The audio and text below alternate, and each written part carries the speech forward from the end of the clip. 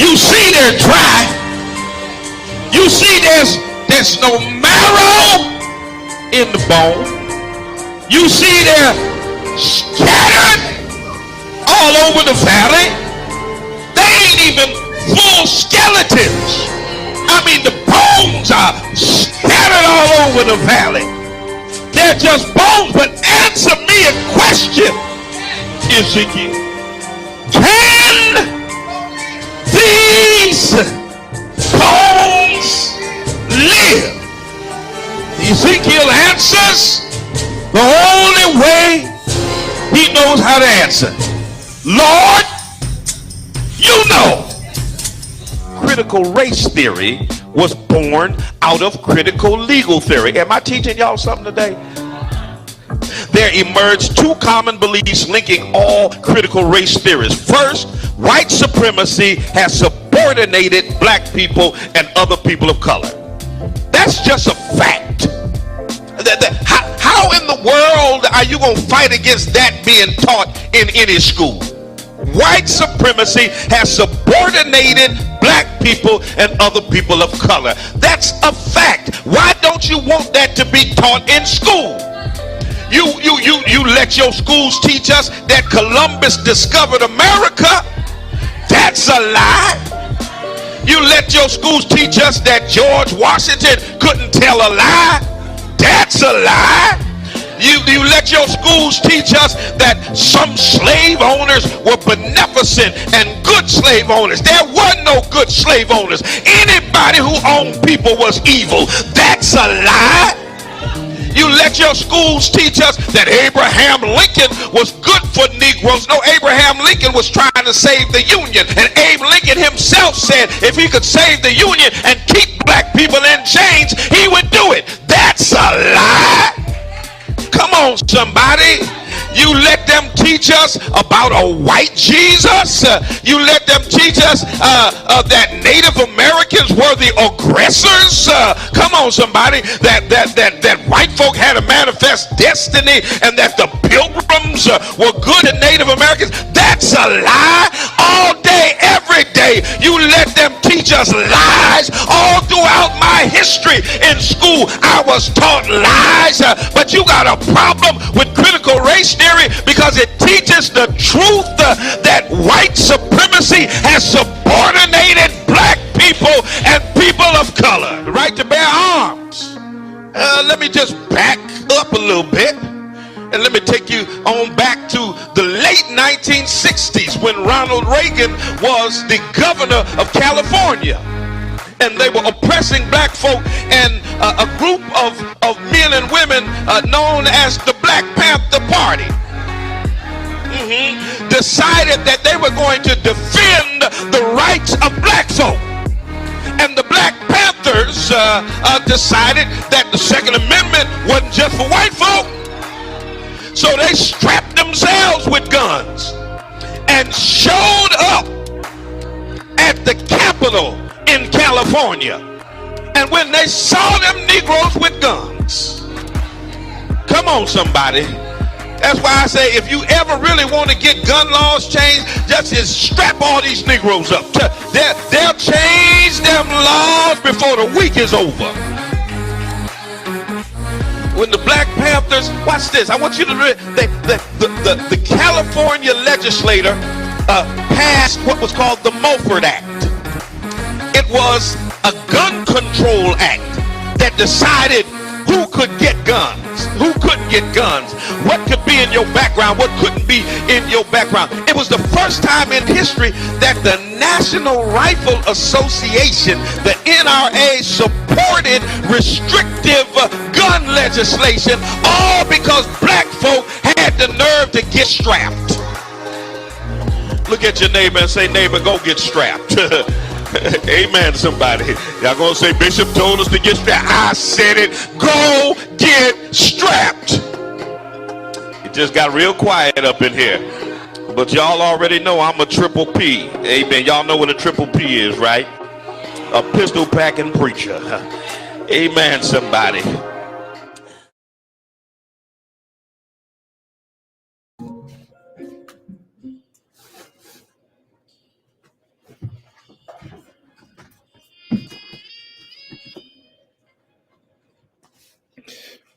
Peace, family. Good morning. Good morning. Good morning.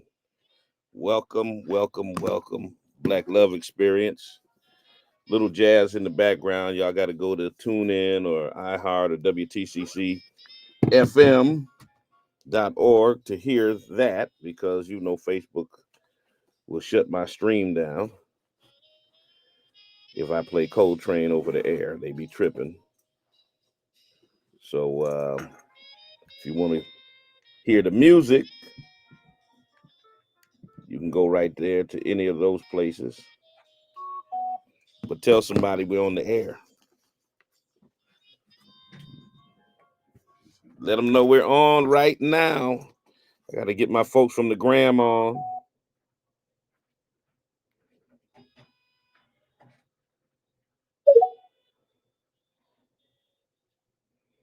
Got to get the gram on.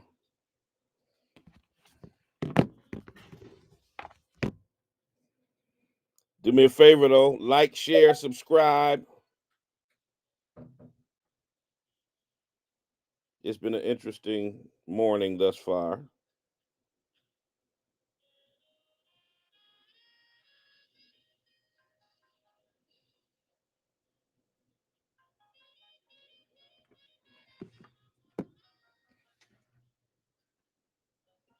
Instagram on here.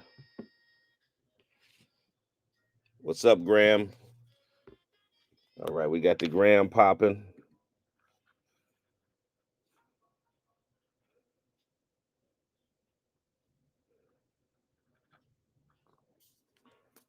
All right, again, like, share, subscribe, all that stuff.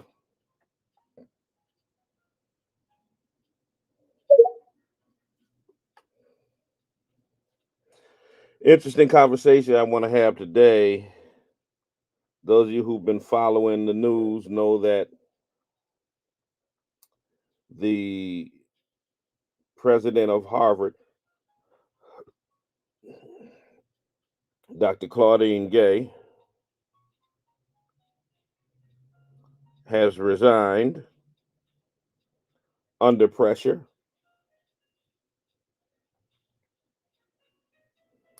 And they're trying to blame it on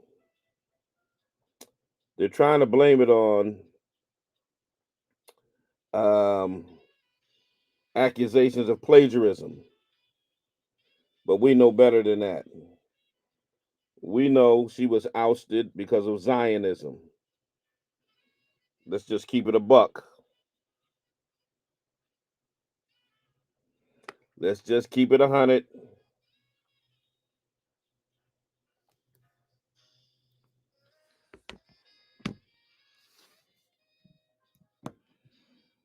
(413-736-2781). Let me get me some Otis Redding in here. Y'all know I kicks it with Coltrane and Otis on Friday.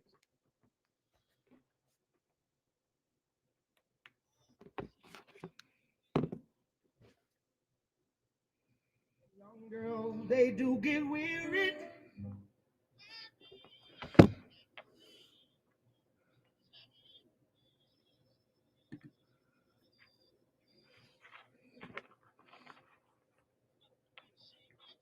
When she gets wearied, try a little tenderness.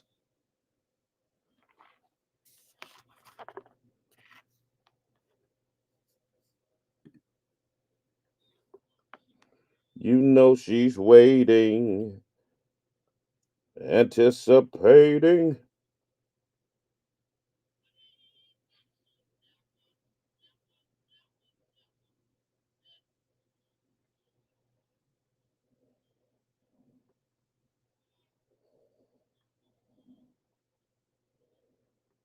All right, I think Facebook is suppressing my page today.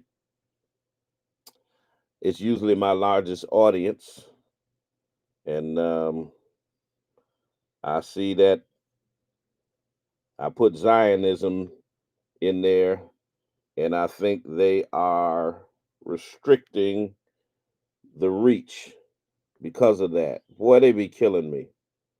And I'm sure that that's what's happening right now because I've got a larger audience on YouTube, and I rarely ever have a larger audience on YouTube than I have on Facebook.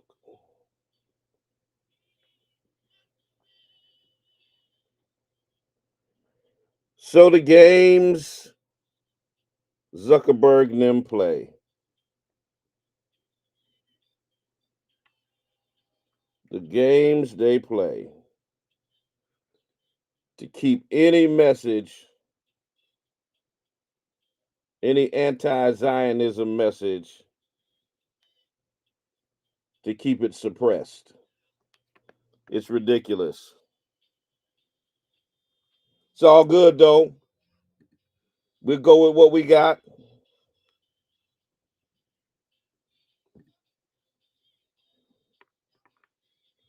We'll go with what we got. They ain't gonna stop the message.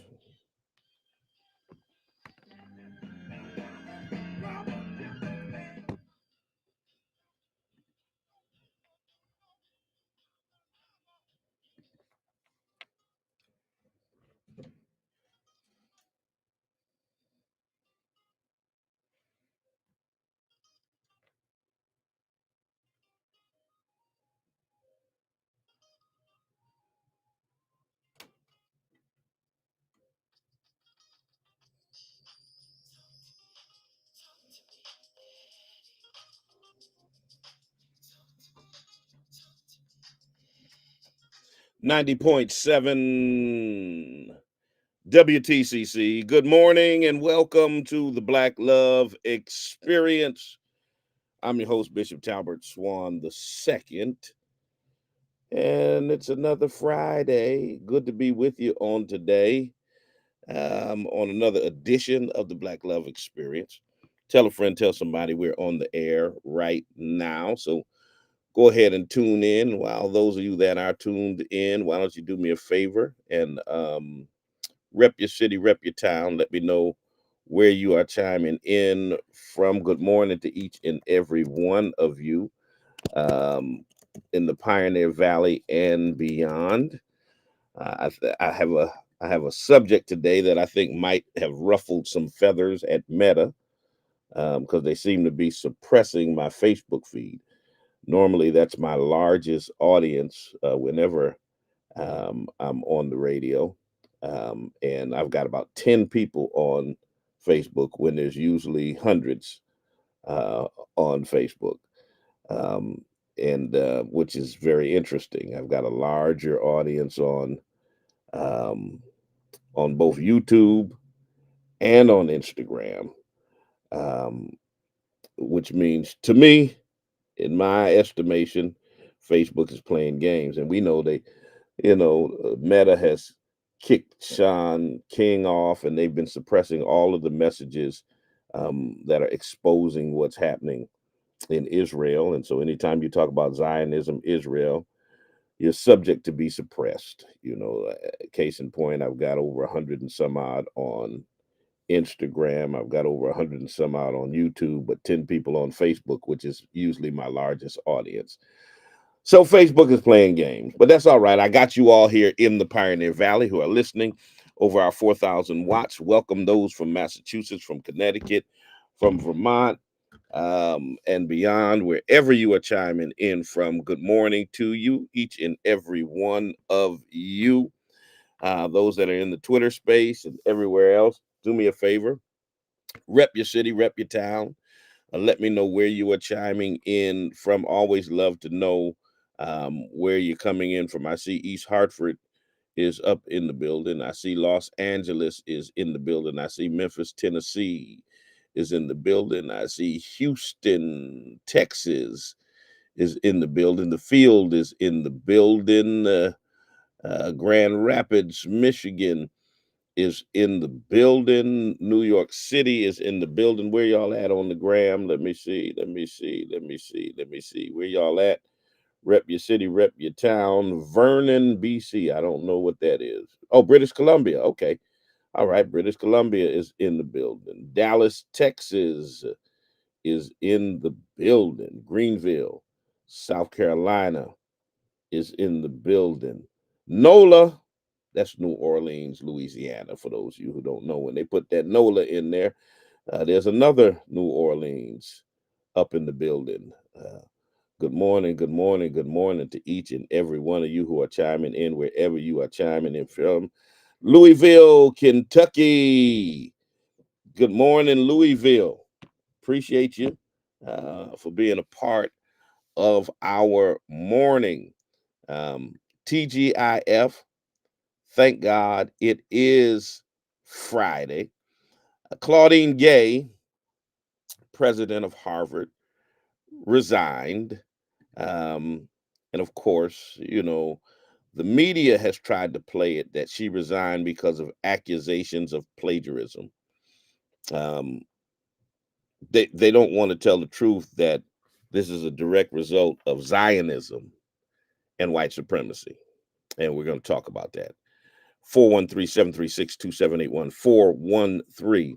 413-736-2781. Once again, 413-736-2781 is the number here. If you want to chime in and be a part of the conversation, of course, we would love to have you talk to us this morning. If you're in the Twitter space, you can go ahead and put your requests in there. I see you, nephew, Javon, all the way from L.A. I see St. Petersburg, Florida in the building. Pennsauken, New Jersey in the building. I think ain't that where Queen Latifah is from? She's from Pennsauken, somewhere there in Jersey. Nathaniel Anderson, I see you, sir. Good morning to each and every one of you.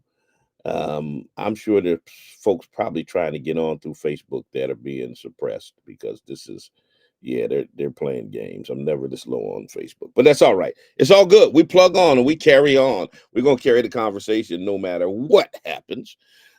So it is what it is. 413-736-2781 is the number here.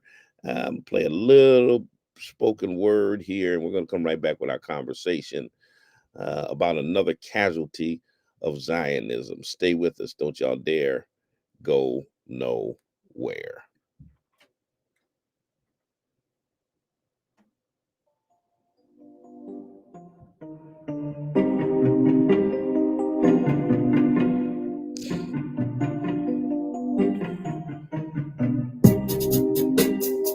You say you sold out because black women are loud and crass. What? And your precious white woman is the epitome of class? Are you so blind that you cannot see? That pale girl child ain't got nothing on me. For hundreds of years we have stood by your side, accepted your flaws and allowed you your pride, bore your children and cleaned up your mess, satisfied your lust and always settled for less. We have stayed in the background and allowed you to lead, trusting in your strength and ability to succeed, never getting the praise and credit we deserve, but having the courage, the will, and the nerve, for being the backbone that has kept it together for you and our children in all kinds of weather. And now suddenly you say we're not good enough for you. We forced you to sell out because of the things we do. Well, where was that white woman when that white man you hate was cracking the whip? In the boardroom, the warehouse, and on the slave ship. She stood by his side and didn't say a word, waiting for her own chance to rule and be heard. And now it's her you turn to and treat like a queen? And me and my sisters you choose to demean? Well, hold up, wait a minute, and stop the damn bus. Because there are a few things I need to remind you about us. Listen up. A more beautiful creature God never made than an African woman, no matter her shade. High, yellow, red bone, or cocoa brown, we are more than worthy of wearing a crown. Ebony, mocha, or black as the night, it is we who have always shared in your plight. We are passionate, spiritual, loving, and kind. A more generous heart you'll never find than the one that beats inside the body of a Nubian queen, the hardest working, loving, giving woman you've ever seen. For we give and forgive until there's little left.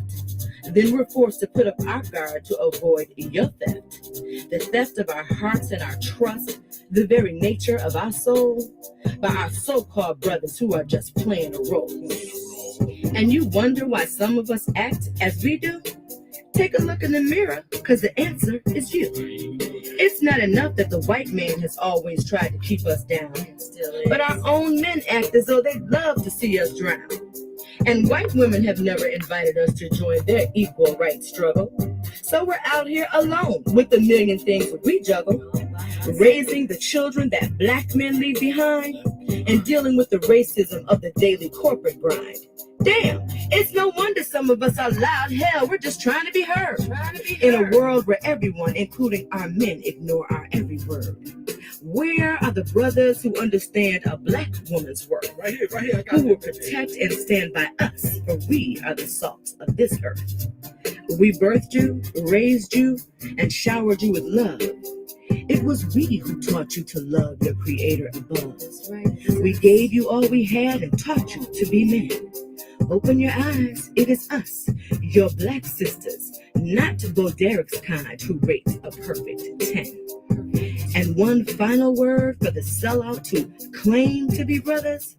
When you turn your back on us, you disrespect your mothers. Did you hear that? Did you hear that? 413-736-2781. This is a response to the sellout. Y'all know who you is. 413-736-2781 is the number here. Welcome to another edition of the Black Love Experience. Big shout out goes out to former state representative Ben Swan, the founder and architect of the Black Love Experience, and he faithfully served you all for 30 plus years, maybe 40. Yeah, I've been here 24 years this year, so I want to say he's had 40 at, in terms of his service to WCCC and the community through the radio.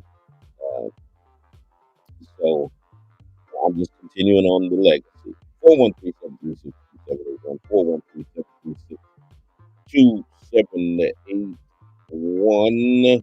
H-Town, once again, in the building. Who else did I see here? I saw Poughkeepsie, New York in the building. So shout out to Poughkeepsie, New York. I think I shouted out St. Petersburg, Florida. Rep your city, rep your town. Let me know where you are chiming in from. Always like to know where you guys are. Oh, Toronto, Canada. I see Las Vegas, Nevada. Be there later this year for the NAACP National Convention, but that's a little while away. The ATL is in the building. Happy Friday, Juanita. Good morning to you. I see you, L. Savette Smith. Good morning, good morning, good morning, good morning to each and every one of you on this Friday morning. I think y'all want to talk already, so let me get the Negro Black in here. Negro Black Knights Heritage Club. You got the microphone. Hi, good morning, Bishop. How are you doing today? I'm good. You? I'm doing very blessed. I'm just going to respond to Miss Claudine Gay. There's a couple of things that I could look at. One, she could be viewed as a sellout because she's not married to a Black American man. Two, she's a Haitian. She's a who? You know, she's a Haitian American, sir. Okay. First generation. So she has no direct connection to our lineage. And the last thing that I want to highlight on top of that is that she's not like, I don't see what the big fuss about because she didn't do things that were in our favor. She basically got rid of a Black American man that was on the campus.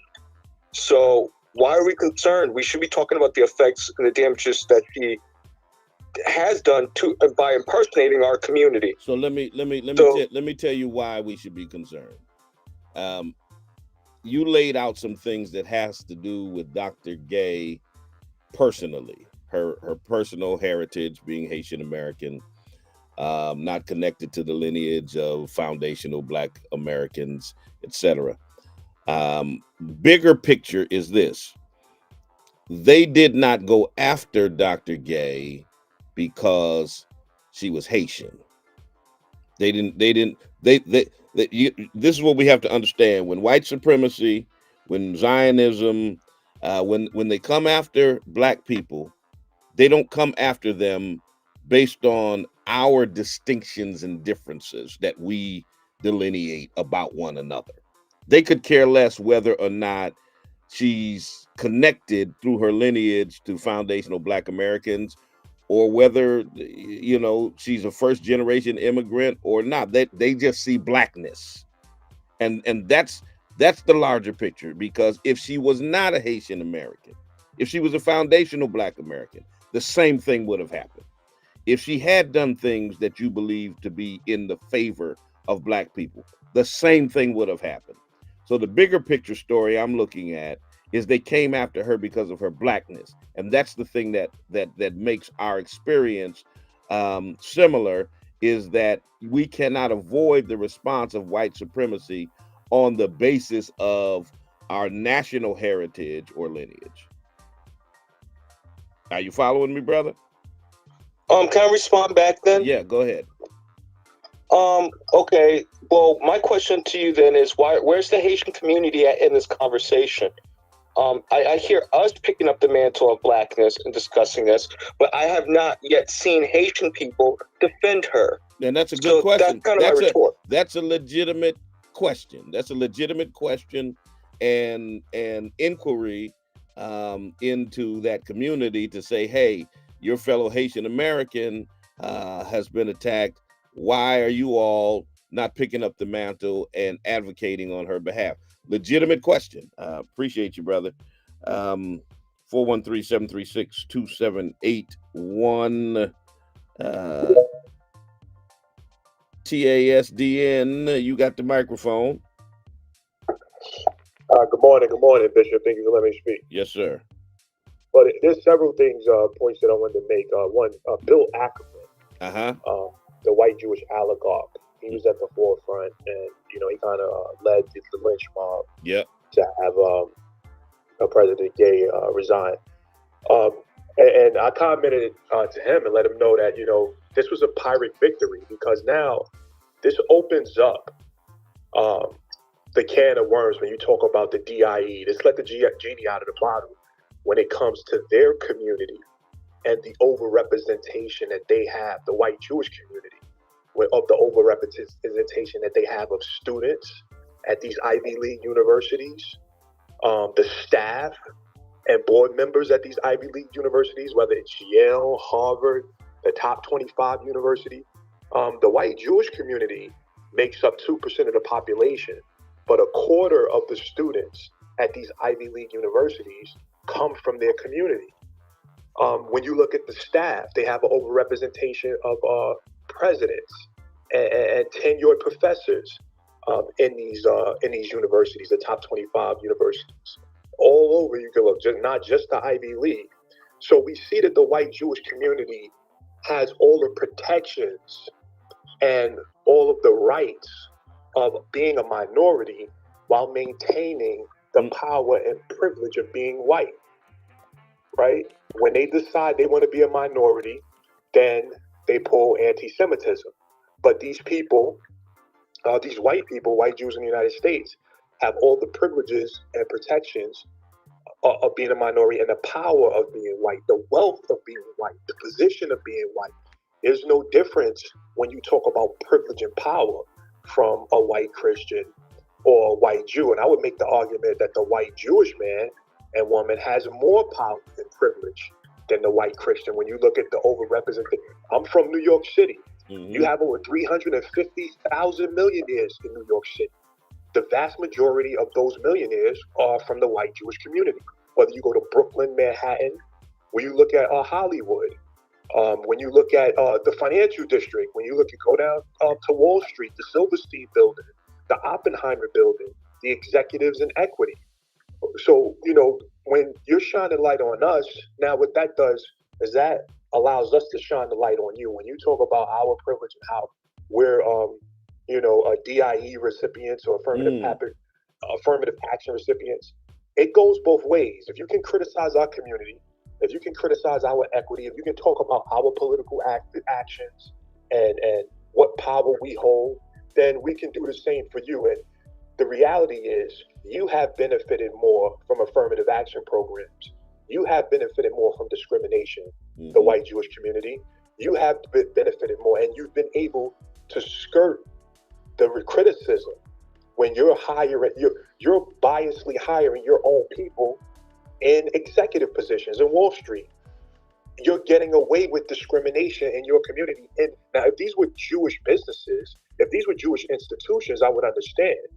But, the New York Stock Exchange, that's not a Jewish institution. Lehman Brothers, the name might be Jewish, but that's not a Jewish institution.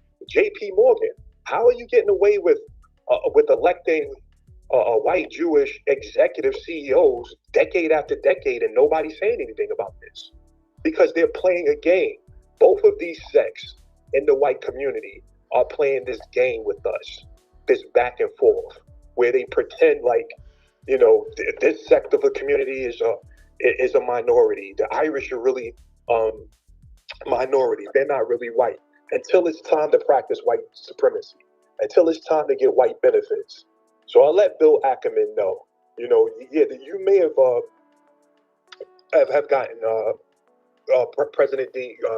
President Gay removed, but this is a Pyrrhic victory for you, because now this is going to open up scrutiny that should have been opened up years or decades ago on your community. And the biases, the racial hiring biases, the religious nepotism, the which should be illegal, the hiring practices when they're hiring in these private corporations, they're hiring by white Jewish identity, and it can be proven. And they're discriminating based off of white Jewish identity. Hollywood is not a white Jewish organization.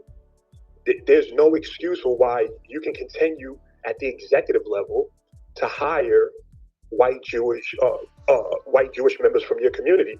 I don't see why. I had this conversation with Cat Williams. We see Cat Williams, and he's talking about the environment in Hollywood and how you have all of these sellouts. Well, who are they selling out to? Everybody's talking about how real the Cat Williams interview was. My problem is that you only want to point out the tools.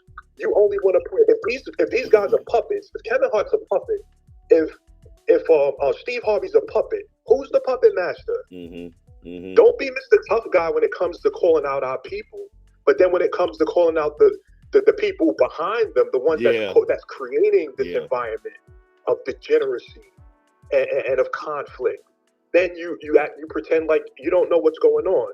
So we're at a point now where we should start filing class action lawsuits when it comes to Hollywood, when it comes to these Ivy League universities, when it comes to these Wall Street banks, because these people have been discriminated based off their race and religion for decades. And they've been exploiting the African American community and practicing collective racism for decades against us.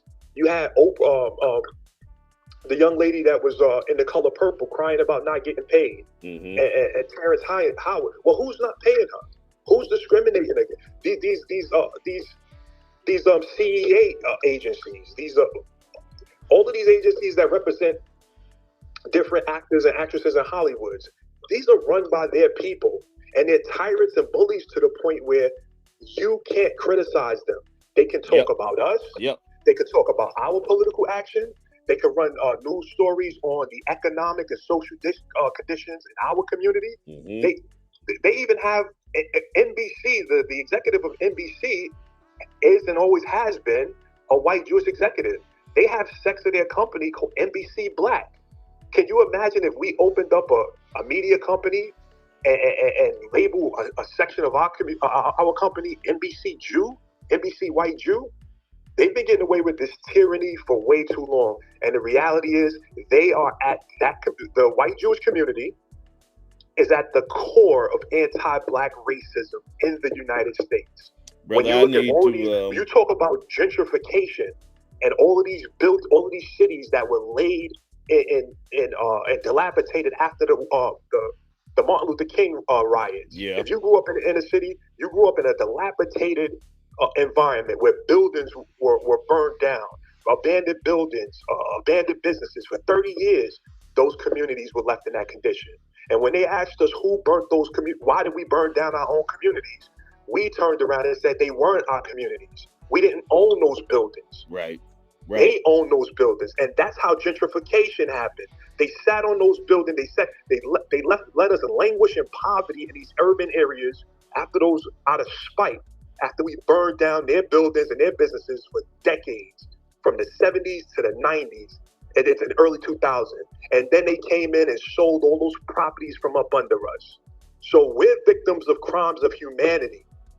We're victims the African American community is victims of crimes of humanity. And they are, if not the number one perpetrators, then they're evilly complicit and responsible with their white Christian counterparts. And I'll leave it at that. Thank you for letting me speak on your platform. All right, brother. I appreciate you.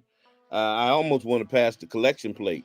The brother was preaching straight up. And, I know folks are going to get upset. I get people all the time who send stuff out to the wider community about things that are said on my platform, and they try to attempt to undermine me and get me kicked off of this and kicked off of that, and all of that. And I get it. One of the things he said is that you're not allowed to criticize, not allowed to speak the truth when it comes to certain things. Now, there's a difference, once again, between Zionism and being against Jewish people. Being anti-Zionism is not being anti-Jewish. That's what you've got to understand. And it was not just conservatives accusing Claudine Gay of plagiarism, which has not been proven in any way, shape, or form. Let's not be duped by the games of the media, because that's what you'll see. Most of 9 out of 10 headlines will use the word plagiarism to pretend that was the reason she was ousted, and completely try to ignore the fact that the whole controversy had to do with what her response was when she was at the congressional hearing, and then the accusations of her being anti-Semitic. That's the reason all of the mounting pressure came upon Dr. Gay. And once again, put aside whether she's foundational Black American, Haitian American, or whatever. She's a Black woman. That's the reason. And so the first Black president, now having the shortest tenure in the history of Harvard. It could have been a presidential tenure of transformative actions that could have benefited the promise of Black students at Harvard University. But we've got to tell the truth. And that is this: Harvard will always protect white supremacy. They will always protect white. And listen, I've graduated from a program at Harvard Divinity School. People like the fact that they got Harvard paper, but let's just keep it a buck. Harvard is always going to protect white supremacy. Good morning, caller. You're on the air. Who is Andrew Cade? No, this is not Andrew Cade. 413-736-2781. That's somebody who's obviously not listening to the radio. Because they would know the talk show was on. They will always protect white supremacy. Period. At the end of the day, I don't care how much lip service they give um, to justice-centered issues. They're going to protect white supremacy. They're suppressing pro-Palestine students. Matter of fact, Ackerman and others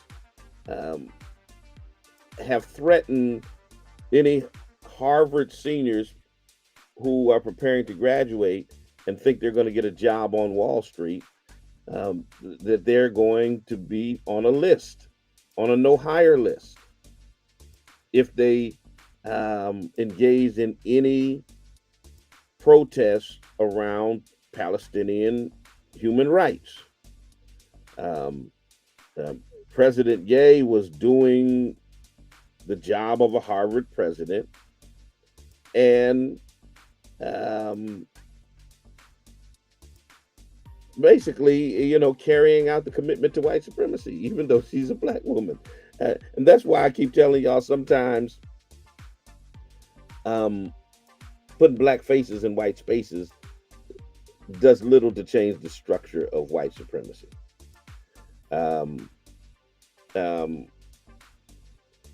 They put a black woman in a place to uphold white supremacy, and this is the irony of it. Then she became a victim of the same racism that they wanted her to uphold. Good morning, caller. You're on the air.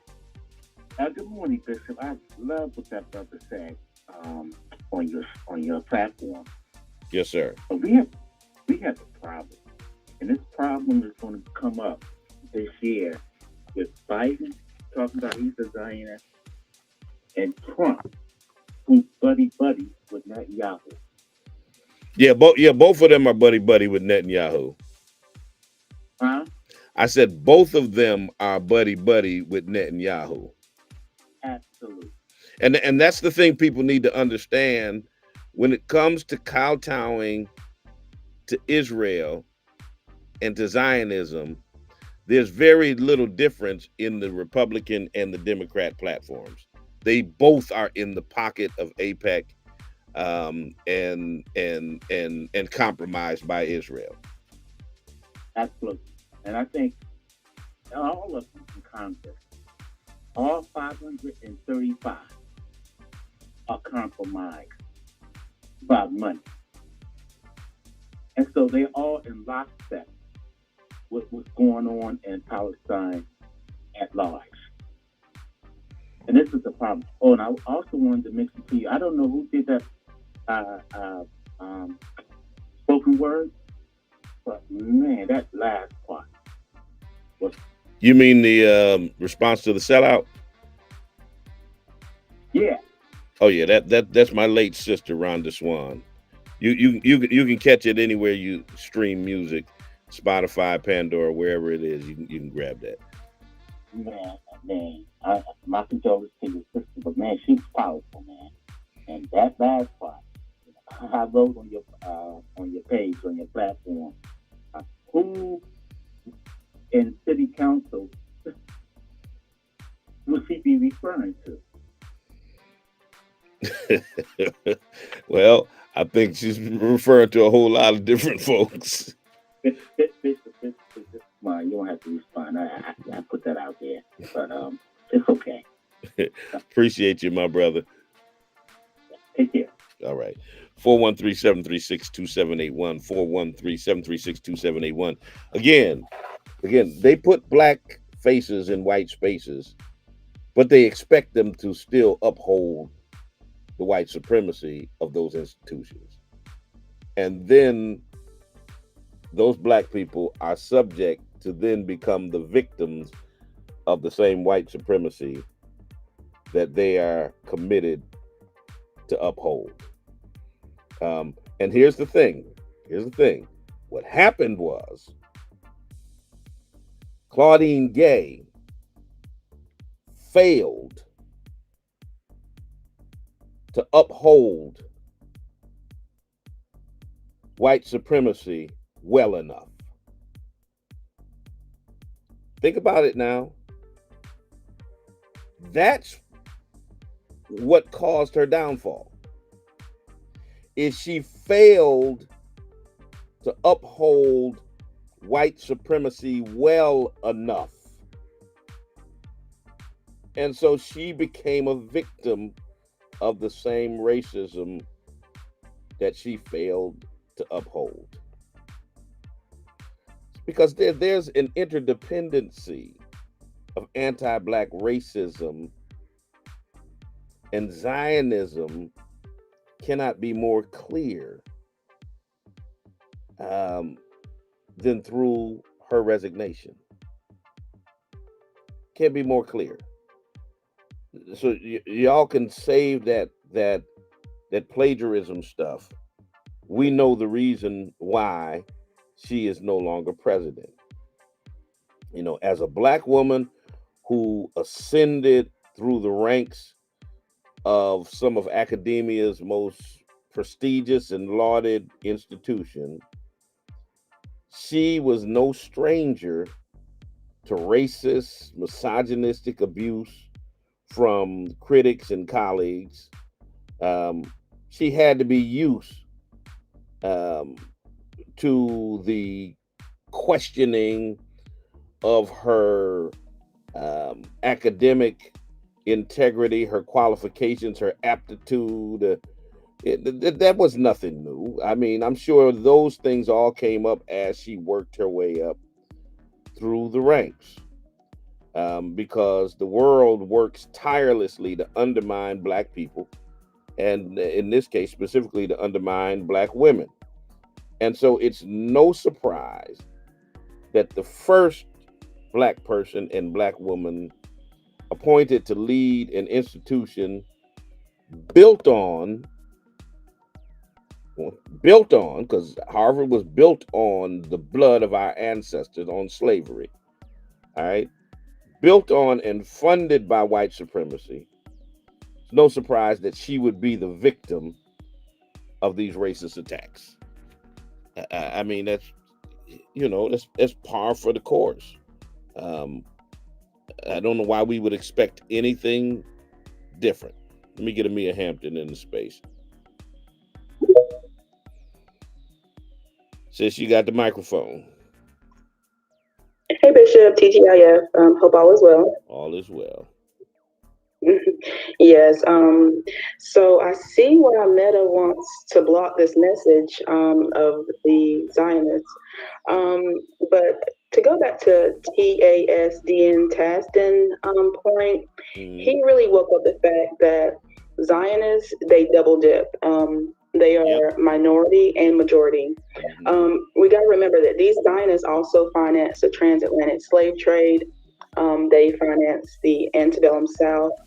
And also, you got to remember 5 years ago, they came to Cory Booker, who is with CBC, and asked, how do we get up and coming Black Americans to divert their attention from Palestine to Zionist issues, Israel issues, I should say.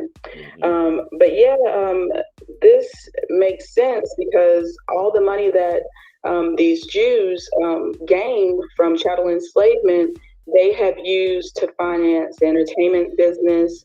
And unfortunately, they regurgitate all the negative stereotypes, back to Black Americans, and we buy into it. So I think going forward in 2024, I would love to see us bankrupt these Zionists that control everything around us. I know it's going to be probably easier said than done because, we know that Yellen is the Secretary of Treasury for the USA. And so, again, that's probably easier said than done, but let's try to bankrupt all the Zionists. That means, buy Black only type of thing. Let's let our dollar circulate so we give no more, we don't placate to this anti-Black hate that Zionists seem to perpetrate. But always great space. And yeah, I'm still listening. Thank you. All right. Appreciate you, sis. 413-736-2781. 413-736-2781.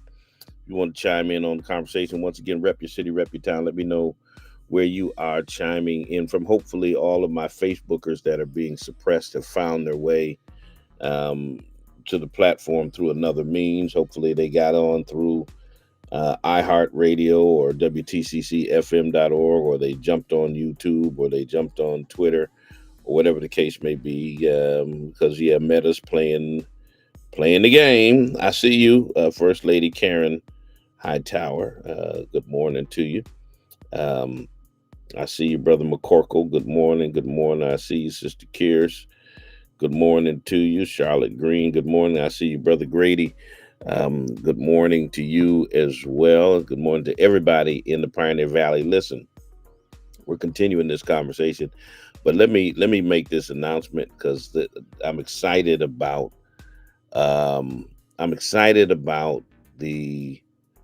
14th annual Lift Every Voice lecture series. It's hard to believe I've been doing this now for 14 years, bringing some of the most renowned individuals to our city and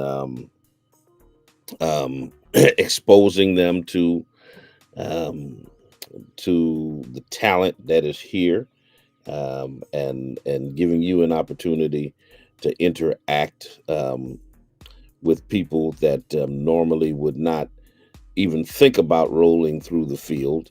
And so we've done this consistently for 14 years, and just solidified the lineup for this year. And I'm proud to announce who our speakers are going to be coming up in 2024. I'm going to give you a little bit of history in terms of some of the people that we've brought in over the 13 years that we've been doing this, and then I'll give you the speakers that we have this year. And you want to write these dates down, because you don't want to miss any one of these lectures. But through the years, we've had Dr. John Bracey, may he rest in peace, who was my college professor.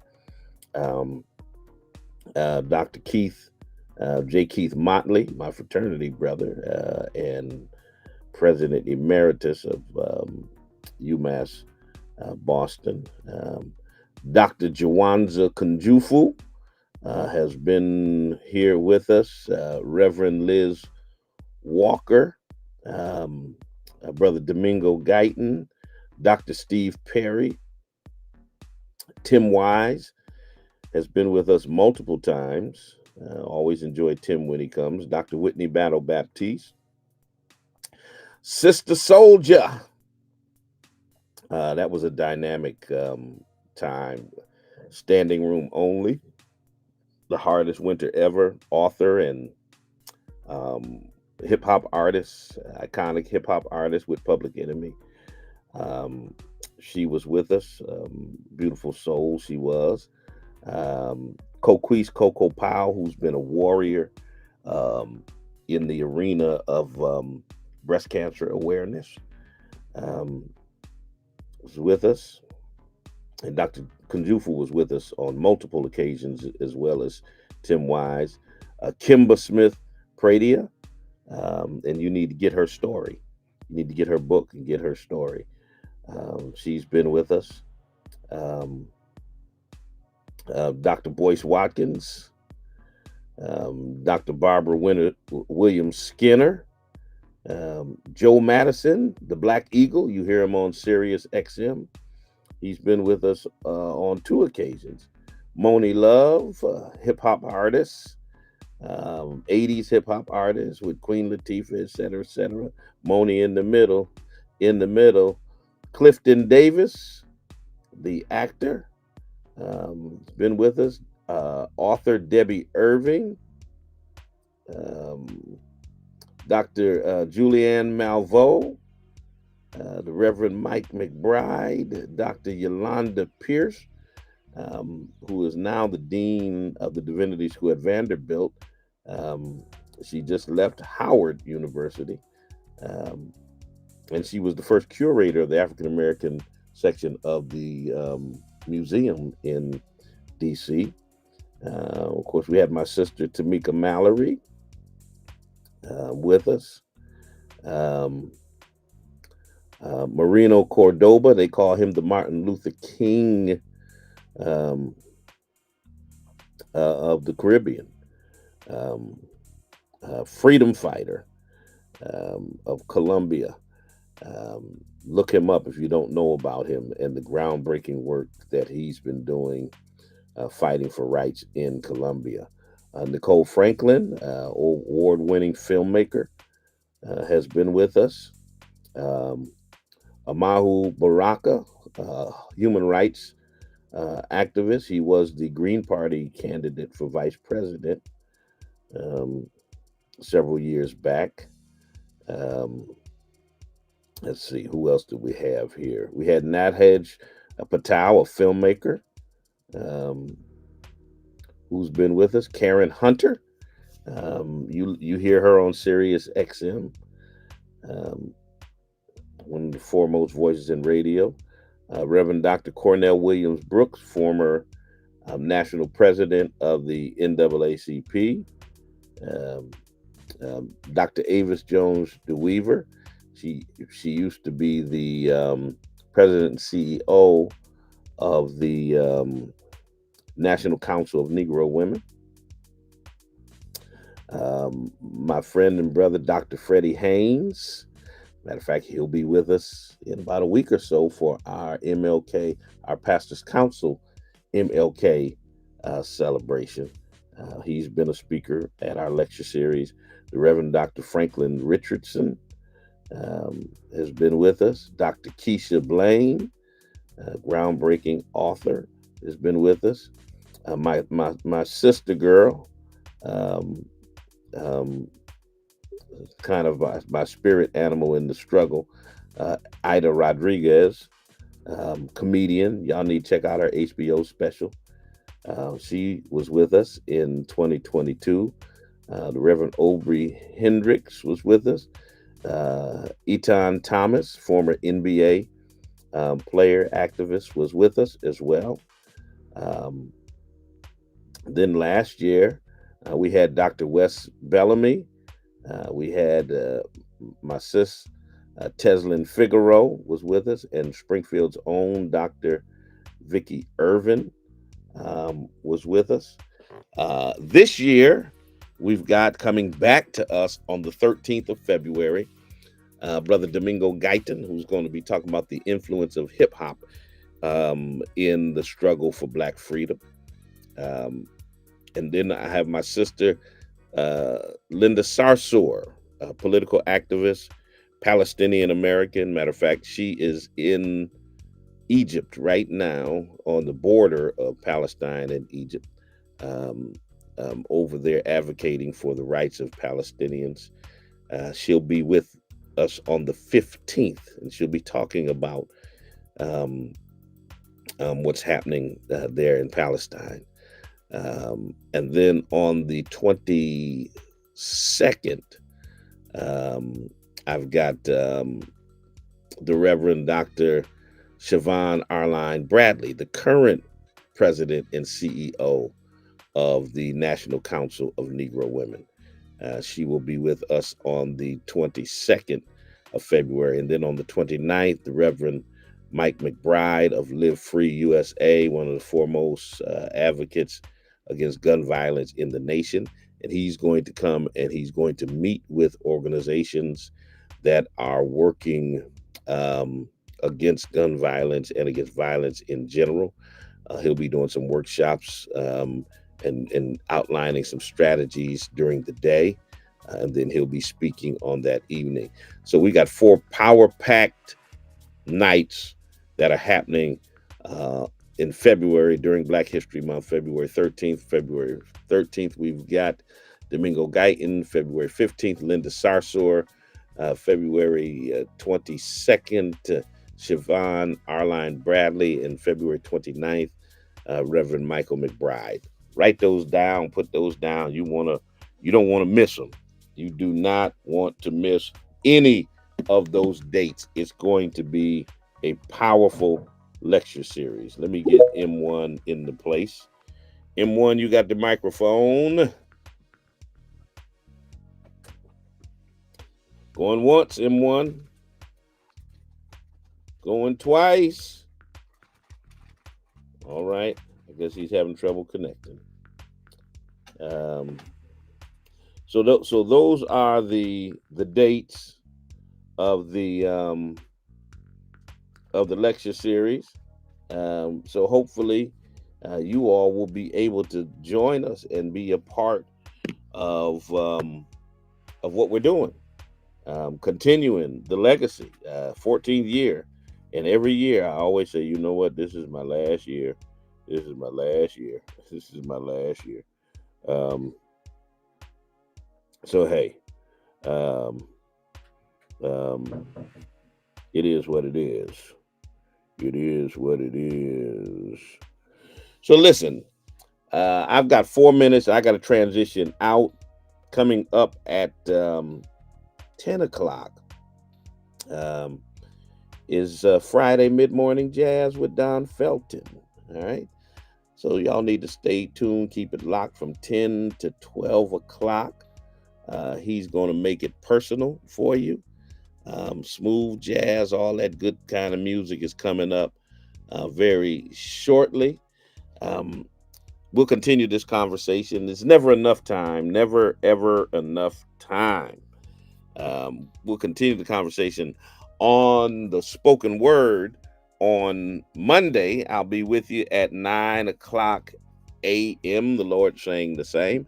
I want to also remind you next Friday, let me make sure I got my dates right, because today should be the 5th. Yes, next Friday at 10 a.m. at City Hall, we'll have the annual MLK celebration and flag raising. We'll raise the MLK flag at City Hall, sponsored by the Greater Springfield NAACP and the Office of Mayor Dominic Sarno. This has been happening for 30 plus years. Started when Mother Ida Flynn was president of the branch and Richie Neal was the mayor of Springfield. So it's a tradition that has been going on for many, many years, and it's usually the kickoff event of MLK weekend. So that will be happening on the 12th at 10 a.m. at 10 a.m. at City Hall on the 12th. So come on down and help us raise the flag and celebrate the legacy of the Reverend Dr. Martin Luther King Jr. Once again, on the 14th, the Pastors Council Greater Springfield will host its MLK service at 6 p.m. at St. John's Congregational Church. My friend, my brother from another mother, the Reverend Dr. Freddie Haynes is the keynote speaker. You don't want to miss Freddie Haynes. I'm telling you, you do not want to miss Freddie Haynes on the 14th. We'll be having our MLK celebration service that same day at 11 a.m. at the Spring of Hope Church of God in Christ. So you can definitely check us out at 11 a.m. You can check us out on any given Sunday at 11 o'clock a.m. There'll be prayer, praise, and preaching. We're building better tomorrows by changing lives today. The Brick Church right there at Six Corners. I got to get out your way because my grandbaby is leaving on Saturday. She's been with us a couple of weeks, came down for the Christmas holiday. My daughter, Shannon from Texas, and my grandbaby, Roxy. And she said, Papa, can we go to the diner one last time so I can get some chocolate chip pancakes? So I got to bring my grandbaby, Roxy, to the diner so she can get her chocolate chip pancakes. And I'm going to get some fish and grits or something like that. Anyway, I got to get out your way. Don Felton is coming up with Mid-Morning Jazz. He's going to make it personal. Don't y'all go nowhere. We'll see you on Monday, okay? And until the next time I talk to you and you talk to me, always remember, God loves you. So do I. Peace and blessings.